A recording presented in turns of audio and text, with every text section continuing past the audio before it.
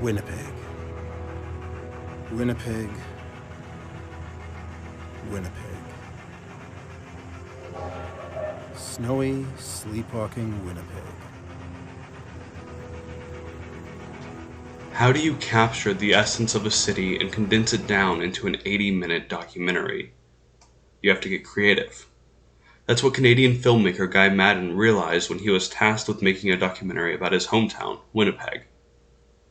Maddin rejects the idea of a narrative in his documentary and presents us with scattered moments from Winnipeg's history. Maddin gives us a sense of what it's like to be a Winnipegger using history, folktale, and anecdote from his personal life. The film opens with Anne Savage and Guy Maddin rehearsing lines back and forth to one another. This scene lets you know that you're watching something that is produced, something that is fiction. The film refuses to immerse its audience. Instead, it confronts the viewer and forces them to critically engage with the piece. After that scene and some title cards, we're introduced to another prominent character, Guy himself.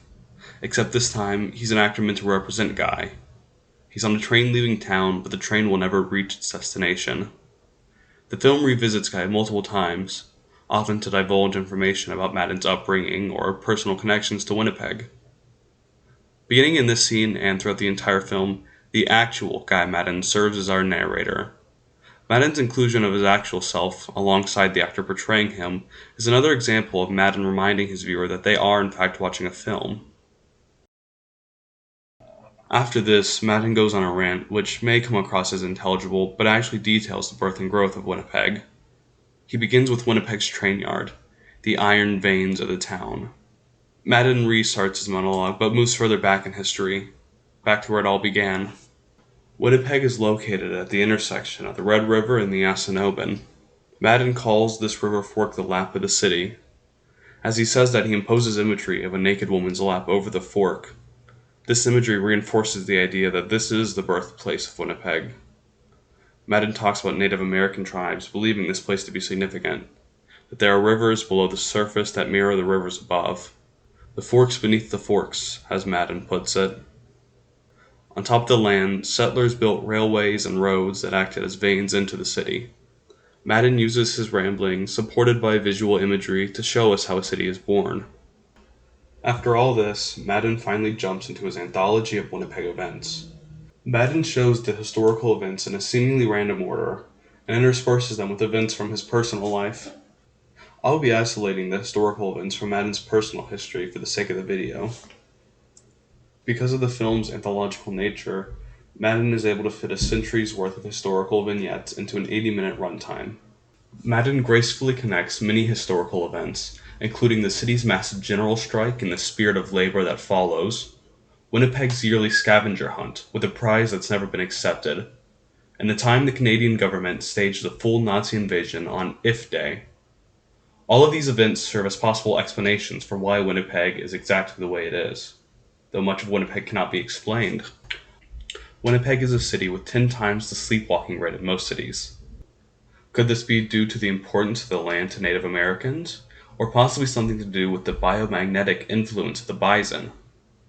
Maddin keeps things vague and wants many of our questions to go unanswered. The film frequently references supernatural forces and chooses not to tell us whether historical events are true or just urban myth. To Maddin, it doesn't matter whether or not any of it is true. The influence of a myth is just as powerful as the truth. Finally, we must discuss Guy's mother.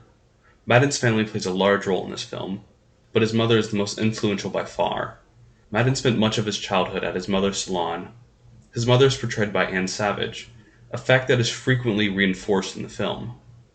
One of my favorite visual metaphors from the film is centered around Mother. We're introduced to a made-up TV show called Ledge Man, which Mother is the star of.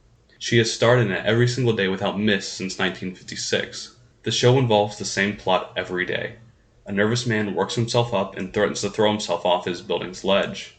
The show is resolved each day when the mother comes and talks him down. The actor in the show is the same actor that portrays Maddin on the train. And the year the show started, 1956, is the same year Guy Maddin was born. I see this as a pretty straightforward metaphor for Maddin's upbringing. He was very emotional through his adolescence, but his mother was always there for him. In other scenes, Maddin describes his mother as something almost ancient and supernatural. She appears on the train ride to spy on him and to make sure everything is okay. The influence of his mother is what keeps Guy in Winnipeg more than anything else. Despite their conflicts, which are evident throughout the film, Madden is incapable of leaving her. My Winnipeg is such an incredibly dense film with so much more to be unpacked. Just because of the nature of the video, there's a lot of stuff in this movie I couldn't get to. Stuff about Madden's father and the hockey teams, or the half-frozen horses, and even the place called Happy Land. If you have not yet, I highly recommend you give this film a watch.